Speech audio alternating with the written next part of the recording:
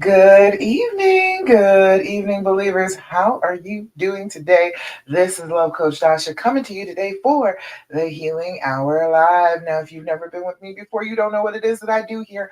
I am a love coach specifically for women who want to heal and reconcile after infidelity. You have been cheated on, but he's still your person. He still touches that part of your heart. You still want to stay. You still want to work it out, even though it would be completely fair of you to decide that you didn't want that. But you do. And I am here to give you all the secrets, everything that you need to know about how to heal, how to move forward, how to reconcile, how to trust again. We are going to talk about it here on the Healing Hour Live. So, welcome. Come on in. Come on in. Glad to have you today. I want you to know, first and foremost, before anything else, and I remind you of this every week, okay? You have been through a trauma. People don't take it as seriously as it should be taken, but you have been cheated on. That's a trauma. All right. That is what that is. There is no ifs, ands, or buts about it. Your body and your brain are reacting as if you are in danger because that's what it felt like, right? That level of pain, that level of distress that you were in, that was traumatic. So if we can start treating this reaction, the things that you are feeling, the things that you are thinking, what your body is doing, if we can treat this like it actually is a trauma and treat it and work on it, we can start to heal. We can get back to loving again. We talked last week about will you ever get to love him the same way again? And I told you last week, no, you will not love him the same way. It will be a deeper, more certain, more confident, less insecure love. It will not be the same love. All right. I understand that people are very excited when they first fall in love and they're like, oh, nothing will ever feel like this. But there are going to be numerous times that you fall in love with the same person over and over and over again through an entire lifetime together. So expecting it to always be the same is limiting yourself. You are not going to get the full fledged enjoyment of loving and falling in love again if you expect it to be just like the last time you fell in love. It's not going to be the same, okay? And that's not a bad thing. I know that it feels like a bad thing. I know that it feels like you got something taken away from you that was so precious to you, and now you're never going to get it back. I understand that that can be a devastating feeling. However, that's not what you need to focus on. Yes, you did lose the way that you felt then, but you are going to have a love that is more realistic, and then you are going to have that love coming from yourself after you have overcome something powerfully painful, and it has made you stronger, it has made you sharper, it has made you a more fierce individual than you ever were before. So you're going to be different when you fall all in love again. You're going to be different, and it's going to be a different experience just because of that. All right. Hi, Flacco. FB13 edits. I see you over there on YouTube. I am here with you on YouTube. I'm live on YouTube. I am live in my Love After Cheating group on Facebook. And I am on my Love Coach Dasha page on Facebook, all live. So if you want to come on over and join the group, come on over, join the group. The Love After Cheating group is 6,000 women strong, okay? You are not alone. If you want to stay, if you want to heal, if you want to reconcile after infidelity, I have an entire group of women who are in there doing just that. And they're not telling each other, you should leave. Girl, I don't know why you're still with him. You should go. Nobody's saying that in my group, okay? Nobody is saying that. There is encouraging stories in my group. In my group, there are women who post and they're like, hey, I listened to Coach and everything is going so well. Things are beautiful now. I never thought they could get like this again. I never thought they could ever be the way that they are. But suddenly here we are because I just followed the steps. I treated this like a trauma. I treated myself. I made myself feel better and I got to a better place. So I want you to come join my group, Love After Cheating, if you need some support. If you are a woman who wants to stay after infidelity and you need some support that is not going to be constantly playing back your own fears back to you every single time you go into the group, this is the group for you. Okay. All right. So, the first thing we always talk about every time we get together, I have to remind you because everybody forgets. I need you to do your deep breathing. Have you been doing your deep breathing? If you haven't been doing your deep breathing, you are not going to be healing the way that you could be healing. If you are doing your deep breathing, you are consistently giving a message to your body, to your brain after this trauma has happened that yes, this trauma has happened. Yes, I didn't necessarily feel as safe as I could have felt. However, I am breathing. I am scanning the environment. I am safe. I am not about to get eaten. Everything is okay. If you consistently send that message to your brain will start to believe you, okay? If you consistently give a message to your brain, that's what it starts to believe is true.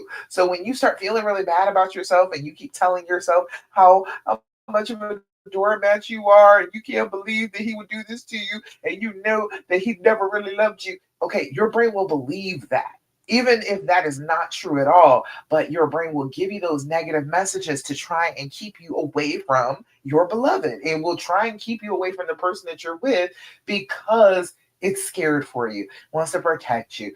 Super kind of our bodies and our brains to try and protect us. However, it doesn't really work well if we're trying to be in a relationship with this person. We've got to overcome it if that's the case. So we're doing our deep breathing to overcome our bodies going into fight or flight. Fight or flight breathing is very short, very sip in the air and never fully exhale it back out. So we are constantly getting more oxygen in, but never actually exhaling all of the carbon dioxide that we have building up. And so our bodies think that something is wrong. So if we consistently change our breathing, just that little bit, okay? Even if you can't remember the breathing techniques and you only blow out, just consistently come back to when you are stressed out and you're feeling some kind of way, just blow. You will start to teach your brain that actually, no, I am safe. It's okay. Now, what we're doing is 478 breathing. Now, you can do whatever breathing technique you please as long as you're doing it. Okay. Does not matter at all what you do as long as you're doing it because that consistent effort completely changes what your brain is doing. It tells your brain that you don't need to be in fight or flight mode. You are safe. So when you consistently do it, no matter what breathing technique it is, you are going to send that message to your brain. Okay. So we do 478 breathing because I like that one. All right. I think that's a good one. It's easy for me to teach and it's good for me. I do it myself when I'm anxious, when I'm stressed out. I do the 478 breathing too. So what we're doing is we're blowing out. You're gonna make the noise when you blow. Puff out your cheeks, make that sound of moving air when you blow out. We're creating a positive trigger in our brains. You know how you get triggered by some sounds and it makes you feel bad? This is triggering yourself with a sound that makes you feel good. Okay.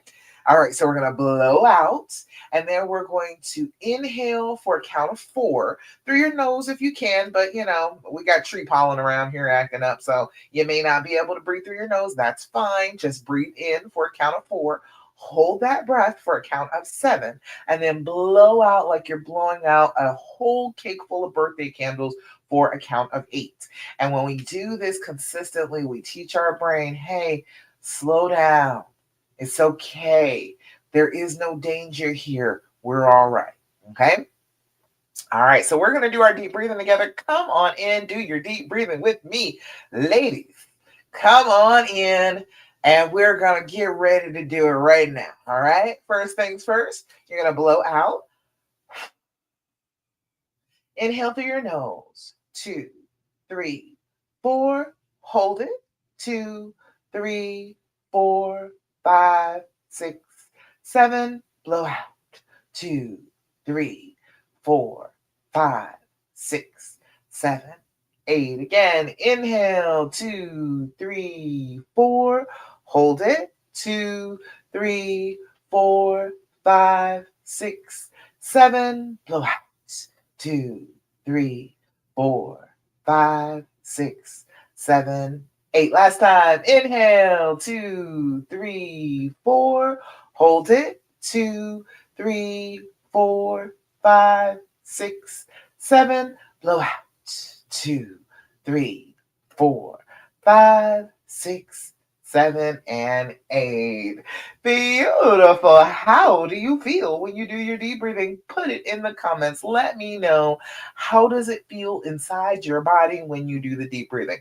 It is a physical thing that is happening to you when you've been traumatized. So we need physical things to counteract those effects. Okay. So we are deep breathing. We are fully getting that oxygen into our bloodstream. We are able to think a little bit better. You might yawn. You might all of a sudden get a whole bunch of energy. All sorts of good things happen when you do your deep breathing. So put in the comments what good things happen inside your body. How does your body feel when you do the deep breathing? Okay. All right. Next thing that I'm always going to tell you every time we get together is I need you to be doing your journaling. Have you been doing your journaling? Girl, get on that. Okay. Your thoughts count, they matter. There is a reason you have these thoughts, that you have this brain that you have. You are supposed to be using it. So when you are anxious, when you are triggered, when you are upset about what has happened, and you just want to go back into questioning him and giving him a hard time about it, even though you want to forgive him, use your journal. Write it down, okay? I want you to develop a journaling practice that is twice a day anyway, okay? Once in the morning when you first wake up. If you can do it before you put foot to the floor in the morning, that's a great thing. As soon as you wake up, the thoughts, the bubble up to the surface as soon as you wake up, write those down. Those are the ones that are going to give you trouble during the day. So if you write those down, then you are telling your brain, hey, I hear you. I understand that this is a problem. I am writing it down in a special book, and we will come back to that because I got to go to work. But after work, sure, for sure, I'll come back and reread it, and we'll think about that, and we'll talk about that. Or when I'm on a break, you can put off kind of a breakdown if you go ahead and start writing it in the journal. And then at night before you go to bed, excellent. If you are having nightmares, if you've been having bad dreams about him cheating, you can go into your journal, say, okay, look, before I even go to bed, I need to calm myself down and I need to feel safe. So I'm going to take these thoughts out of my head and I'm going to put them down in the journal. That is going to be here in the morning when I wake up. I can put these problems down for a little while and get the rest that I need. Now, unconscious mind, you go ahead and work on that while I'm sleeping. Because again, got to shut it down.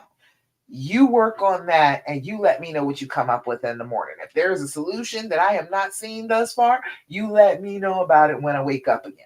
So then a lot of the time your brain will be working on it, but it won't be bothering you. It won't be trying to make you have bad dreams and try and figure it out on your own. You've already put the assignment on your unconscious and be like, okay, hey, I got to go to sleep. But you can work on it all night if you want to. And you given that assignment to your brain, and then your brain is like, oh, okay, all right, let's work that out. And it won't give you bad dreams trying to make you figure it out. It will be working on the problem in your sleep. Okay. Um, but besides doing it those 2 times a day, I absolutely want you to journal whenever you are feeling like it. When you are feeling like you must get something off your chest, if you want to ask him questions, that's an excellent use for your journal. If you want to ask him a whole bunch of questions, write the questions down in your journal because and make it a list because you will find out that you keep wanting to ask the same question over and over and over again. That's part of trauma too, but we're going to come back to that. If you do your journaling, I need you to do your date, your time, and your level of anxiety every time you journal, okay? Your date and time are going to tell you when things happen. So that will give you patterns that you can look for, and you will find the triggers underlying. You will know what the trigger was because you patterned out. You're like, okay, this happened, this happened, this happened, just like it did before. What happened before that? Well, yeah, before that, his phone was ringing and he wasn't in the room with me, and my heart started racing. Okay, you were probably triggered way before you started really feeling bad about it, but you won't know that unless you find out what the patterns are, and putting the dates and times will let you know when things happen so then you can get a good idea of the pattern. Um, your level of anxiety. Level of anxiety is 0 to 10. We have got to put a fence around these feelings, because if you don't, because of the trauma, because of that reaction inside your body and your brain, it will continue to grow and grow and grow. And you will feel like it is going to be a monster that can step on you. It cannot get that big. It cannot get that bad. It is 0 to 10, not 0 to 1,000,000. Okay. 0 to 10. Zero is no problem whatsoever. You're not having any anxiety. Things are going well. You are feeling pretty good. All is right with the world. Write that down. You need to write that in your journal. When you are feeling good, you need to have evidence, because your brain will try and convince you later on that nothing was ever good. What do you mean you had a good day? What do you mean you had a good week? No, he ruined your whole life. You will never feel good again. That is not true. You will know it is not true because you will write down the days that you feel wonderful and things are just fine. And you can go back and look for those days, and you can prove to your brain that it's a liar. It is lying to you. Just because you are traumatized doesn't mean you have to start listening to your brain lying about everything that's going on in your life. Don't believe every word your brain says, it will lie to you. Okay. A 10. A 10 is the worst. A 10 is as bad as it can possibly get. A 10 is complete loss of control of yourself. 10 is I want to rip my hair out, tear my clothes off, run screaming down the street naked. And you do it. Okay. You don't have control over yourself. You know that you should not be reacting in the way that you are reacting, but you cannot help it. You are throwing things, you are screaming, you are losing your voice. The neighbors are calling the police. It has escalated. It has gotten to that point. That is a 10. Okay. That's as bad as it can get. Okay. Completely losing control over yourself, over this happening, over this betrayal happening to you. That's as bad as it can possibly get. It cannot get any bigger. Don't fool yourself into believing that it can be bigger than that. Just a complete loss of control of your own self is a 10.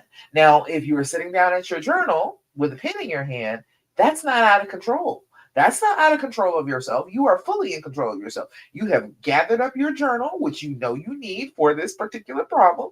You have gotten your pen. You have sat down at the desk or sat down on your bed. You have opened up the book. So don't write down a 10 if you are actively journaling.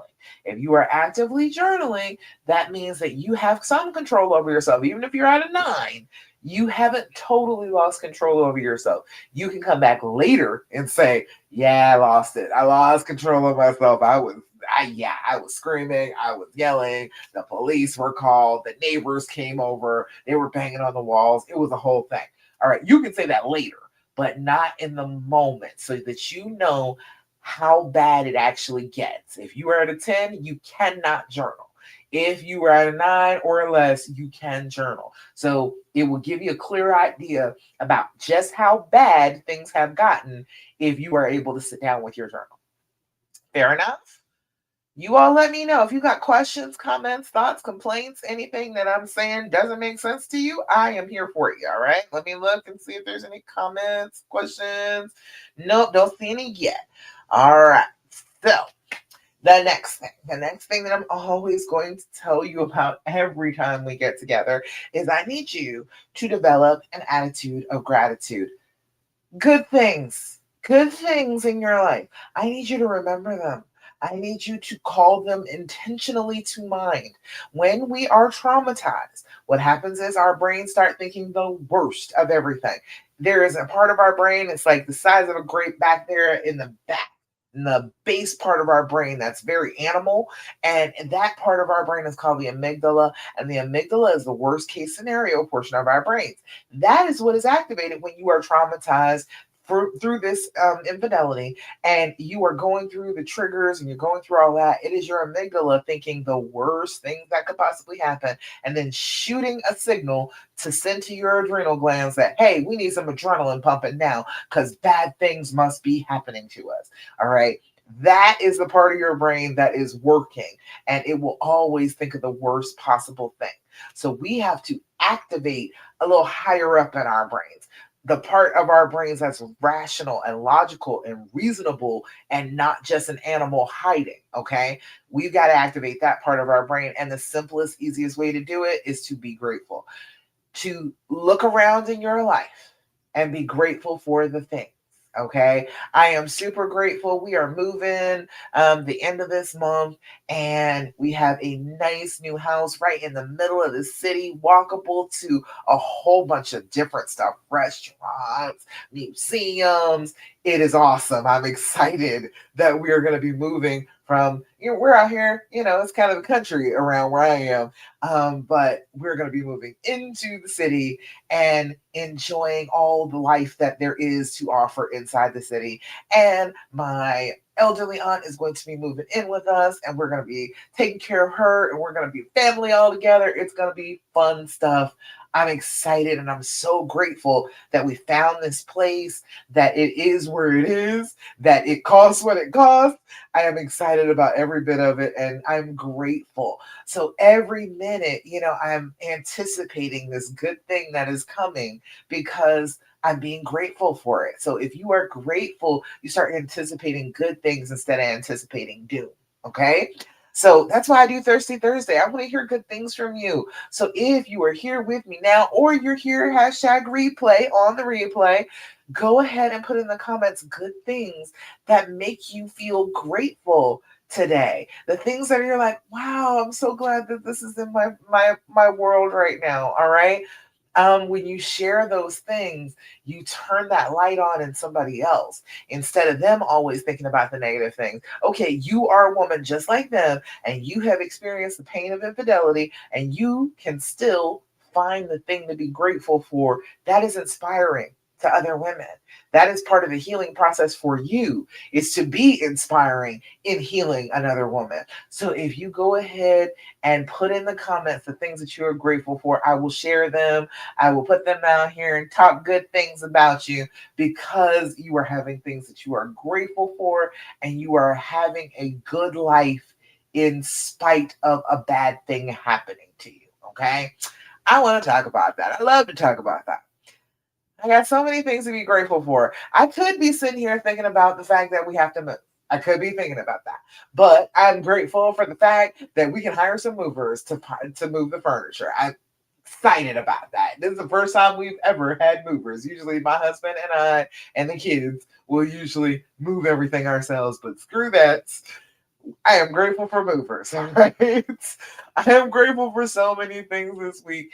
The things that you could be focusing on that are negative, they're still there when you are experiencing the gratitude, but they don't feel so terrible when you are expressing gratitude, focusing on the things that you are happy to have in your life instead of the things that you don't want in your life. All right. All right. Hey there, LaQuisha. I see you, girl. You sending me love. All right. Don't see any questions. The last thing that we always talk about when we start off, that I'm always going to remind you of, and I really want you to listen to me on, is to stop asking him all those questions. Okay. I know. I know all of the books and all of the groups and all of the gurus say you should just ask questions to your heart's content. You should ask all the questions that you need to ask to make you feel like this person is being truthful to you. Okay. I get that, but there's a couple of problems with that. Number one, it's part of what we've been talking about. It is trauma. That is your brain having a traumatic response saying, I don't believe in him. I want to hear more and more answers to these questions to compare to the things that I've heard already to make sure that he's a liar because I believe he's a liar. All right. You are trying to confirm the negative when you're asking all those questions. There is no positive thing that you're trying to do asking the questions. I know your brain will tell you that that's what you're trying to do. I know it will say, no, no, if I know the answers to these questions, I can trust him. All right, I get that, but that's not the case. All right, I know that it will tell you that, but like I said, your brain will lie. So let's not believe that little bit of a lie where it has constantly made it worse for you. Every answer to every question has made you feel like crap, right? We've got to stop doing that. All right. And then the other thing is you're not regulated enough to hear all the truth. And that is just the truth. I am sorry if it is painful for you, but you don't have enough control over yourself to hear these answers and integrate them into anything that's worth anything. You are in the midst of panicking, triggered, anxious, angry, sick to your stomach. These answers are giving you nothing to help with that. So you are feeling this bad, and these answers are just bouncing off of you. You feel like you're internalizing them, but you're going to forget that you even asked this question in a day or two. Okay. Your memory is affected by trauma. Your short term memory is affected by trauma. It makes it so that you can't create long term memories. So, yes, you can get your questions answered, but I want you to do some work of healing first. Does that make sense? I don't want you to go about thinking that your healing is going to come from his answers. It does not. Your healing is going to come from inside you. And then once you have gotten down that path a little bit, you can ask him questions, actually receive the responses, because that's part of communication, is being able to receive the answer for what you were asking and actually integrate it into your being. You can't do that right now. Things are bouncing right on off you. You can't do it right this minute. All right. Until you can bring it down a couple levels, get more in control of yourself and more in control of your reactions. If you just keep asking, hammering question after question after question after question, I promise you, you're not in the state to hear the answers to those questions. You let me know if that makes sense to you, or if you're like, girl, you're crazy. I want to answer all the questions. If I want to ask questions, I should just ask questions. I understand the want to ask the questions because it is a trauma response. Your brain is itching to ask those questions. It wants answers. That makes sense. But instead of letting your brain ask those questions and stressing you out and creating more and more negative associations and more ammunition that you can fire at them later, let's try something a little different. How about playing the and? THEAND. This is a beautiful game from the good people at the Skin Deep. Glare, you can't really see. THEAND. And this is 199 questions that are designed. This is the healing edition. So this is designed to make you have more connection, to put yourself in each other's shoes, to think about your love, to think about your relationship, not thinking about what he did, not thinking about the betrayal, the infidelity, not focusing on that, because that is going to just bring up fear responses inside you, traumatic responses, make you feel like dirt again.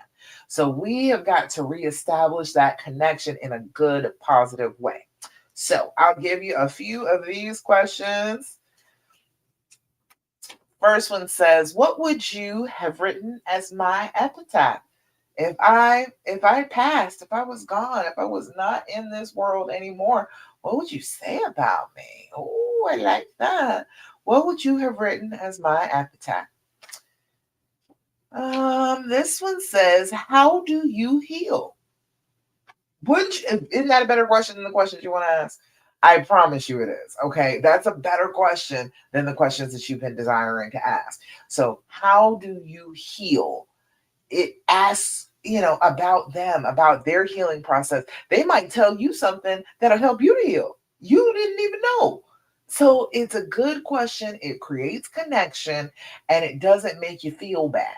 Okay. And what do you think I'm learning from you? That's a good one. That's a good one. I've learned a lot of things from my husband. He has taught me many, many things over the years. Lots that was valuable, some that wasn't so valuable, but hey, that's how it goes. But what do you think I'm learning from you? Good questions.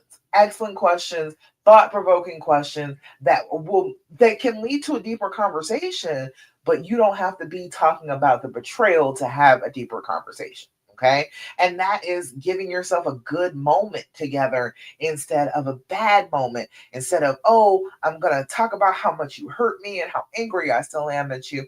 You can decide that you are going to have a moment of connection instead of that. And that is healing. That is not hurting behavior. Okay. Hope all of that makes sense. Let me see. No questions that I can see. All right. Fabulous. All right. So let's get into what I wanted to talk to you about today. We're talking a little bit about the trust today. We're talking about how the trust comes back. Because if they're doing all the right things now, but you still don't fully trust them, this entire message is for you. Okay. Specifically for you. Um, a lot of women think that the fact that they don't trust after he's doing the right things means that there's something wrong with them, that there's something fully broken now. Because he hurt me in this way, I am not capable of trusting anymore. It's broken, it'll never be fixed. That is not the case. Okay. I want to tell you some things about this so that you can start on the path of actually trusting. Trust doesn't come back just because the behavior that ruined the trust has been improved upon. Just because you're at a better place, his behavior towards you is better, his behavior in general is better, that does not mean that the trust is just going to automatically come back on a silver platter. Trust is an action word. It's a verb. It's something you do. It is not something that is given to you. So, him fixing his part, great, wonderful, lovely, but it doesn't mean that you will trust again. And the simple reason for that is the fact of this trauma, the thing that we've been talking about the entire time. Your brain understands that he's better. He's doing better. He's behaving better. He's not doing anything to make you feel like you shouldn't trust him at the moment. But your body remembers that you couldn't trust him. Your body remembers that it hurt when you trusted him the last time. So your body is experiencing a little lag in the nervous system catching up to it. Your brain fully can get that he is doing the right things, but your body is like, so what? Yeah, he's doing the right things right now, but he could do the wrong things. It's absolutely possible. I know it because it has happened. So your brain hasn't quite updated, your nervous system hasn't quite caught up with the actual reality of where you are, which is him doing better, you all trying to be closer. So the things that you do to keep you stuck. Oh, the monitoring thing. Oh, that is one of them. Oh, honey, if I could give you any advice today that I really want you to follow is stop checking up on him. Stop following him around on what is it, Life 360 or any of those things. If you have his location and you are just stopping your day to randomly check and see what he's doing, or you're calling him just to see if he will answer the phone when you call him and you want to make sure that he'll do that, all that monitoring, you are being a prison guard. Do you want that for your life? Is that what you are going for in your life? Is that the goal that you had when you started off with this relationship? Did you want to be his guard? We can't continue to do that and feel safe. You are doing things that tell your brain that you don't feel safe, and your brain is reinforcing that, like, yeah, absolutely, you shouldn't feel safe, and you shouldn't trust him. And so then it is a continuous loop. Your brain feeding back on what you're doing, and then your actions feeding back on what your brain is saying. It does not work. You got to stop all that monitoring. Put the phone down. Stop looking and trying to figure out where he is. Chances are you will know if anything is going wrong, if he's doing anything that needs to be known, you will probably know. All right, because your spidey senses will start tingling. Your pattern recognition will pick up, but you don't want to keep on feeding it information. You need to step back for that pattern recognition to even work correctly. Because if you're in the throes of this trauma and you are reacting like you are afraid all the time, you're always going to see ghosts in the shadows. Okay. It's always going to be that way. You can't see clearly unless you have calmed yourself and you've gotten yourself regulated. Testing him, like I said, calling him to see if he responds, texting him to see what he says back. How long does it take him to call me? All the testing, all of the let me see what I can do, let me see what he'll do is negative for you. It is keeping you stuck. Again, treating him like he is a perpetrator, treating him like he is a threat to you by always testing him, always wanting to see how good will he do with this particular test. Overthinking is all part of that, but overthinking, just constantly replaying the same thing over and over again in your mind, rehearsing arguments that have not happened yet, expecting that you know what he is going to say. You are overthinking so hard that you believe that you can mind read and you know what he will say to what you ask him the next time you decide to ask him. And then you start an argument from that inside your head. Okay, that's overthinking.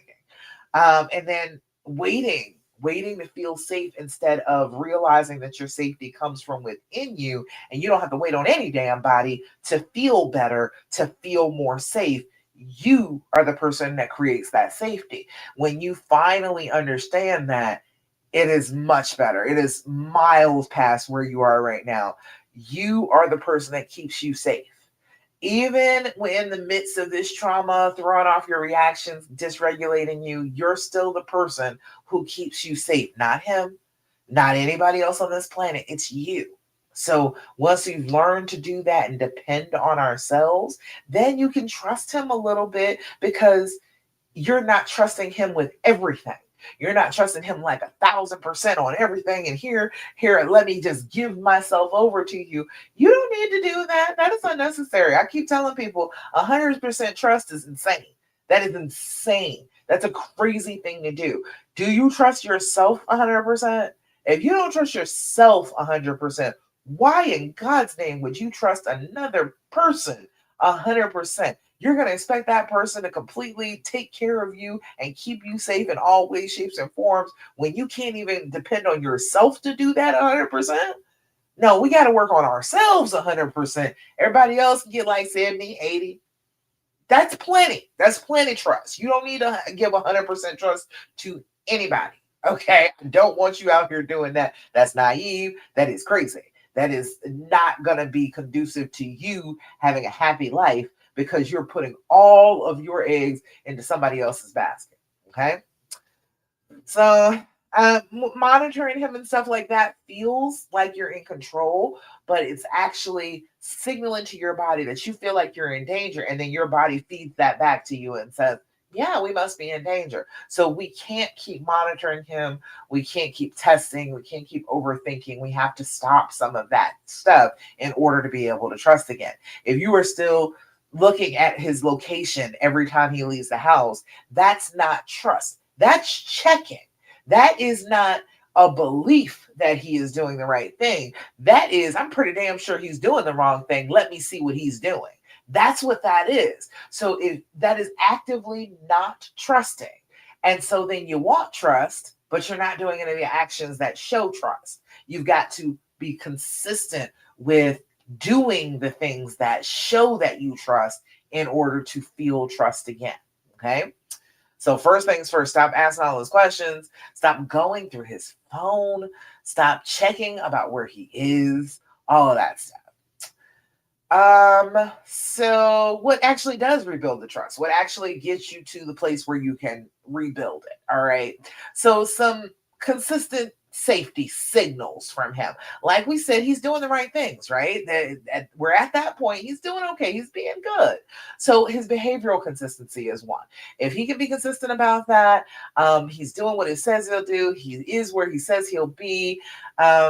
He is transparent with his phone. If you do want it, you could get it.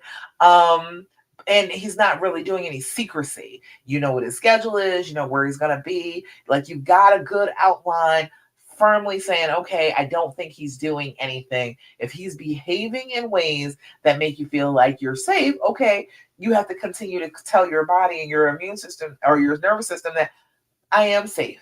He is doing this, and this, and these are all things that show that he is being consistent behaviorally, and I should trust that behavior. That is what he is doing, not what he's thinking, not what he is saying. It is what he is doing, and that is safe behavior. Okay, and that takes just repeating it in your brain over and over again, telling your brain that that's what you want it to believe. Um, if he's being responsive to you emotionally, that's another good um indicator that he's being consistent. That is like when you're triggered, he is not mad at you about it. He'll be calm about it. He'll comfort you. He doesn't get defensive immediately. He listens to what you're talking about instead of just shutting it down and saying, we already talked about this. He actually listens to you, lets you say it. And as I'm saying this, I am very aware that there are plenty of women out here that do not have that. All right. And you're like, see, this is the reason why I don't trust him. I fully understand that, but this is actually for the women that do have that. If you have been experiencing that, it is something that you can draw on to help you to trust again. I understand how much more difficult it is to trust if he's not doing all these things. If he can acknowledge your pain without saying, well, you shouldn't feel that bad, it's not that bad, and, without minimizing what you're feeling, all of that is showing, okay, he can be trusted. He can be trusted with my heart. I'm going to work on that. You also need to work on your emotional regulation. This is an emotional roller coaster.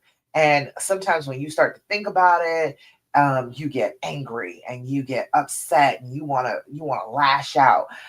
Emotional regulation is okay. Yes, I can think about it, but it's not going to take me out of my character. It is not going to make me respond in ways that are not conducive to healing. Okay, that's what the regulation part is. So remind yourself that yes, I have chosen that I want to get past this. I am doing what I need to do to keep myself calm and centered, doing my journaling, doing my gratitude practice, doing my deep breathing, not asking him all those questions so I don't get triggered. All of those things need to go into your emotional regulation. Okay. Having those safe connection moments. That's a good one. That's like you can repair things better when you have those safe connection moments. You can have calm conversations that are not about the cheating. Okay. Those are never calm conversations. You're not going to be calm. He's not going to be calm. It's not going to be that type of situation. So always bringing that up, you're not calm then. But like talking about the regular things, talking about the kids, talking about the show that you want to watch together, talking about activities that you're going to do together, that is more calming. That is more about the relationship being repaired, getting that connection back together. Laughing together, put on a comedy show or something. It purposely laugh in the vicinity of the person that you have been betrayed by. When you do that, you let your body know and your brain that I know this person traumatized you, but look at us. We are sharing this laugh. We are sharing this joy together. We are happy and smiling authentically together. It is not a fake smile. This was really a funny thing. We both thought it was a funny thing and we're laughing together. When you do that, you tell your brain that this is a person that you feel like you can trust because you don't laugh with people that you can't trust. So put on something that you know will make both of you laugh and giggle together. Okay. Do physical closeness. Oh my goodness, it's been so long since I've told you about this. I need you to start doing like 30-second hugs. 30-second hugs, 10-second kisses. Hug one another body to body. As much of the front of your body as you can press up against the front of his body, do so. Wrap your arms around him. Let him wrap his arms around you and breathe. If you're close enough that you can put your face near his neck, right underneath his ear, there's a place right there where the pheromones are strong. You inhale.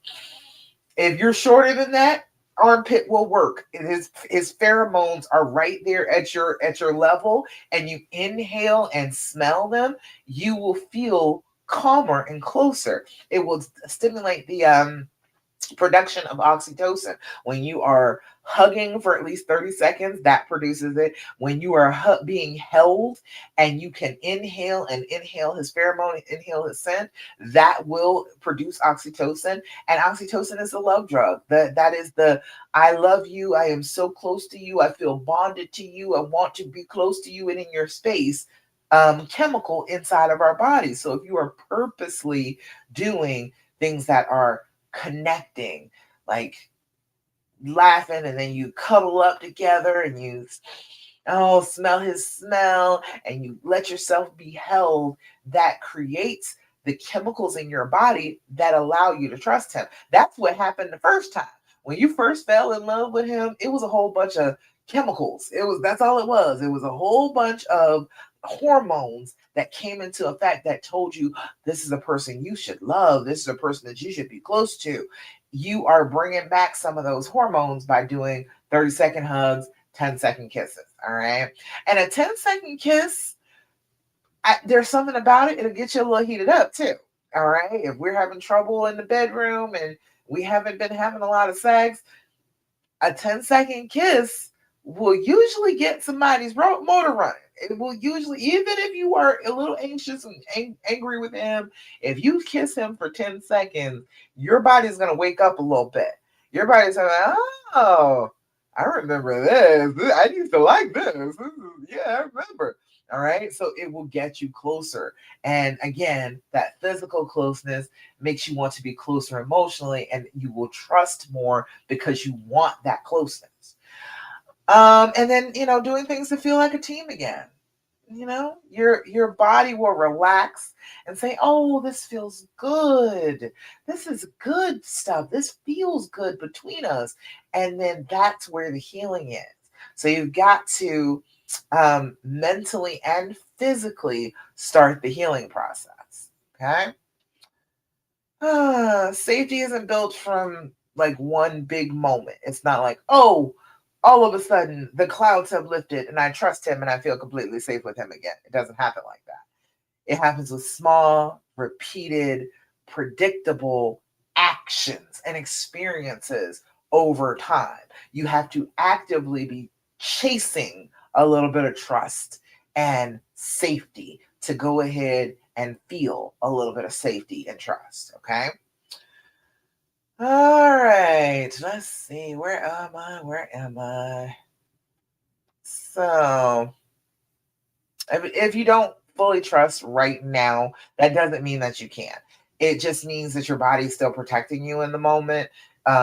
This trauma has happened to you, and your body, goddess though it is, decided that, well, hey, she needs extra protection now. This trauma, this terrible thing has happened to her. Let me wrap her up in a cocoon and keep her safe for a little while. And thank your body for that. Tell your body, hey, I totally understand what you're doing here. You don't want me to trust him because he hurt me. And I fully understand that. I get the reason, but I am still choosing this person. I am conscious. I am awake. I am aware. I know that this is something that I want, and he is something that I want. So I understand you trying to help me, body.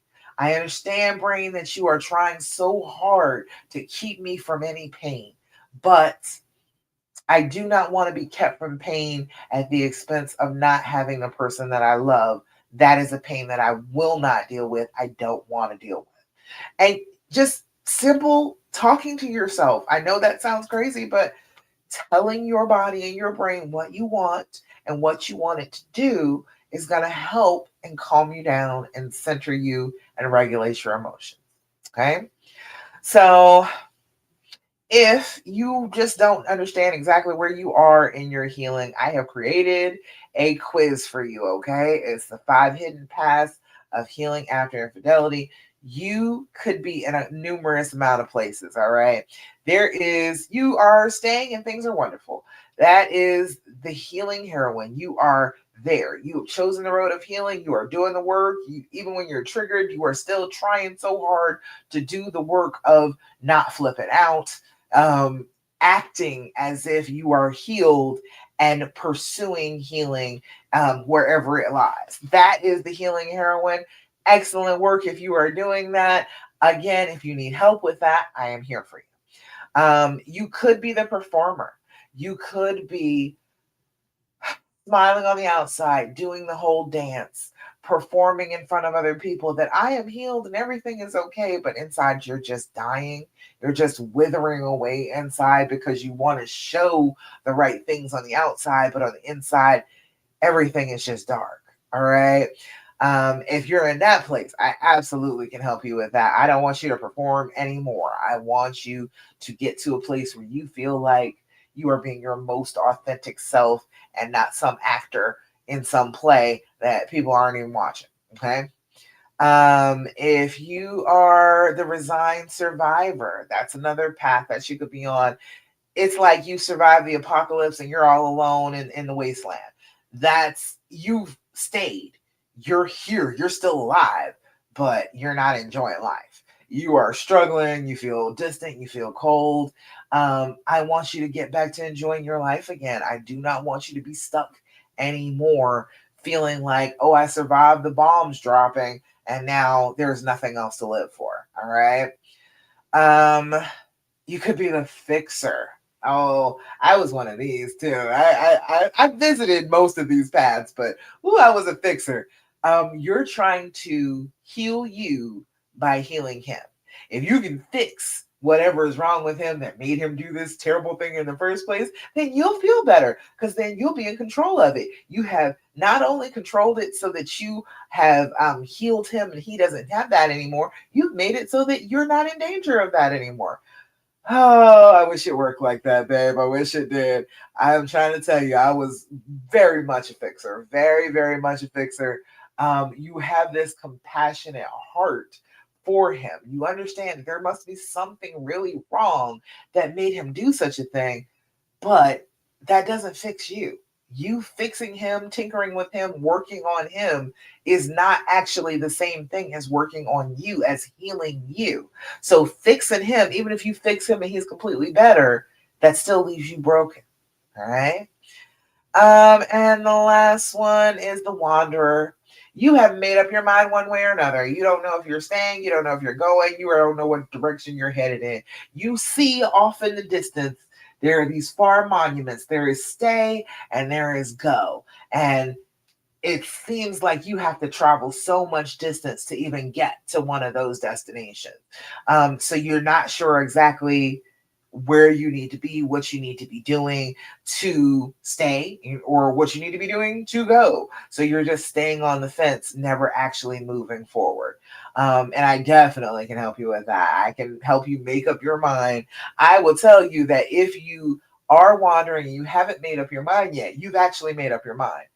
If you have decided that you know that you could leave, but you're choosing actively to stay, you're not actually wandering. You've made a decision. You just don't like that you had to make the decision. All right. So all of those paths, those can be the path that you end up on. I've got a little quiz. It takes a couple of minutes and you can find out exactly where you are, and then it will give you suggestions about what you do when you figure out where you are on the path. So let me copy that link. I will put that into the comments. Here it is in Love After Cheating. Got this over here on Love Coach Dasha. Oh, wait, no, that was last week. This week. And then on YouTube. All right. And we are going to you go ahead and take that quiz, and you're going to find out exactly where you are and what you're feeling about that situation right this minute. And then it's easier to figure out what path to take to get out of that. Okay. If you're already healing heroin, great. You're doing good. Things are going well. But if you're not and you are struggling and you would really, really like to get to a place where you are not struggling anymore and you are healing more often than you are hurting, then take the quiz and get in contact with me. Tell me what your results are, and I will suggest some things to you. If you're having trouble, I will suggest some things to you to help you to start down the healing path. All right. Over here, yes, indeed. Okay, on YouTube.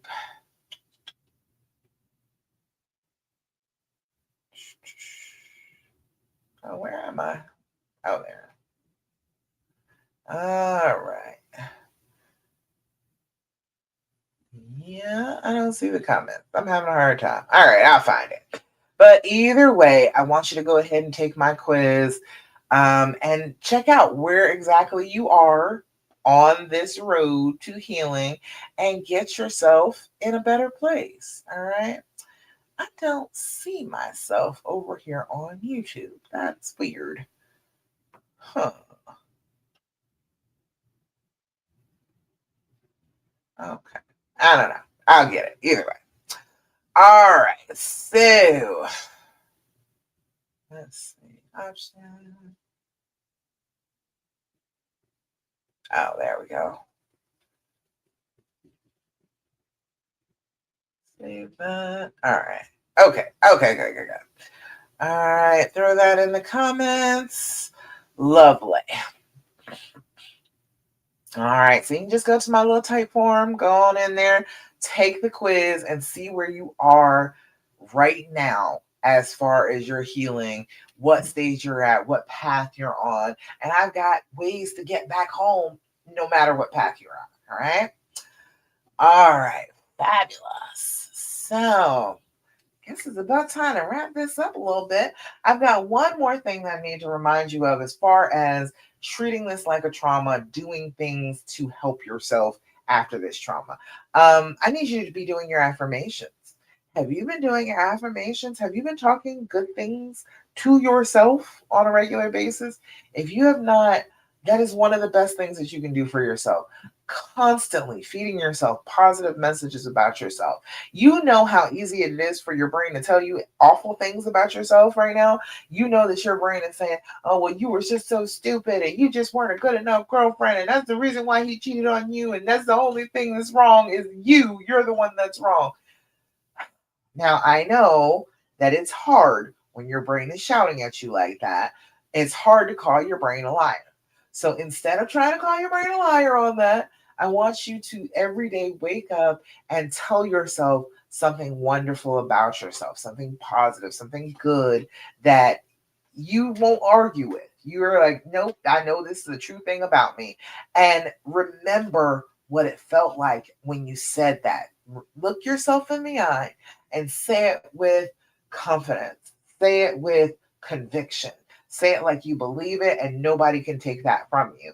And when you put that into the inflection of your voice, your brain will hear that and they'll be like, no, she seems to really believe this about herself. And so then your brain starts referring back to what you said about you instead of what it is assuming about you because this trauma has happened to you. Okay. So today's affirmation. Now, if you need affirmation specifically for healing after infidelity, put affirmation in the comments. I will send you a link to get my affirmations. It's 60 days of affirmations that come straight to your inbox that are specifically for how to heal and how to reconcile and get regulated after the trauma of infidelity. I have made that up for you. So please feel free to put affirmation in the comments or DM me affirmation and I will get you a copy. Okay. But today's affirmation, these came from a deck of cards from Five Below. Today's affirmation says, today I am confident. Today I am who I am and I am capable of doing anything that I put my mind to. Excellent, right there. I love that. Confidence. You got to say it and you got to believe it about yourself so that when you have that negative thought pop up, because it's going to pop up, your brain is going to be like, no, no, no, no, no, no, no, no, no. No, we talked about this earlier, and you're saying that she's insecure, but no, I remember her saying how confident she is. I remember she saying that she's capable and she can do anything she feels like doing. So we're not going to believe that negative message. We're going to believe that positive message about her. So, one more time. Today, I am confident. Today, I am who I am, and I am capable of doing anything that I put my mind to. And I fully believe that with you, girl. I fully believe that. Um, I believe that you have judged this person correctly. Yes, he made terrible mistakes. Yes, he hurt you very badly. Yes, he is. in the midst of betraying you, maybe in the midst of it right now. I get that, but I don't think that you made a bad decision. I think you chose the right person. I think you chose the right person for you in the moment, and that's what you needed. He is the person that you want to be with, and I believe that you know the best for yourself. So instead of doubting yourself, just go ahead and believe that you were right and act like you were right. That's what I want you to do, okay? So, while I'm saying all that, let me remind you how much I am so proud of you. And I love you. I am glad that you are in this world. You're one of the things that I'm grateful for. Women like you who have been hurt but are determined not to be still lying on the ground, helpless. You have decided that, yes, this terrible thing has happened to me, but I'm going to get up. I'm going to brush myself off. I am going to get what I want in this life in spite of this bad thing happening to me. I think you're brilliant. I love every bit of that. And I want to encourage you in that. I want you to continue to do exactly that because the world needs more women like you. Need more women who are going to go after exactly what they want and not let anything stop them. Okay? All right. I think that's about it. Thank you so much for joining me for the Healing Hour Live. Now, remember, do your deep breathing, do your journaling, do your gratitude practice, stop asking all those questions, and do your affirmations. But most of all, do not do what the fear and the pain tell you to do as you are healing from this infidelity. The fear and the pain will tell you the things that are on the hurting path, the path of feeling badly and continuing to feel badly. If you do the exact opposite of what the fear and the pain tell you to do, you will be on the healing path. You will be on the path that will set you to feeling good, to feeling close, to feeling trusting again after this infidelity. Okay? All right. Mwah. I love y'all, and I will see you again next week, 9 p.m. Eastern Standard Time, right here for the Healing Hour Live. Bye, y'all.